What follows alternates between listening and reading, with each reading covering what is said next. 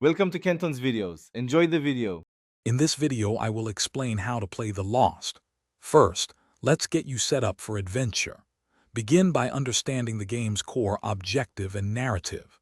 Distribute starting resources, such as 3 item cards and 1 character card to each player. Place the main game board in the center, ensuring all players can reach it. Each player then selects a starting zone on the board, marked by a unique color. Now, let's dive into your quest. The primary goal in The Lost is to locate 3 hidden artifacts scattered across the expansive game map. Players must navigate through various zones, each presenting unique challenges and opportunities.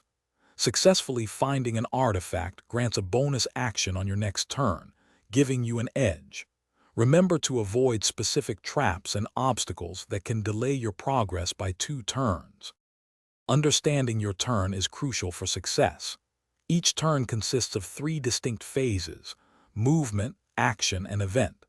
First, move your character up to 2 spaces in any direction on the board.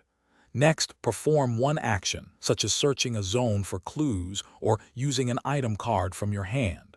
Finally, draw 1 event card at the end of your turn, which may introduce new challenges or opportunities. So, how do you achieve victory in The Lost? The first player to successfully collect all 3 artifacts and return to their designated starting zone wins the game.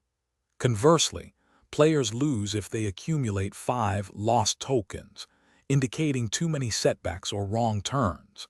Strategic use of your item cards can significantly impact your chances of winning, and sometimes, cooperation with other players is necessary to overcome major obstacles.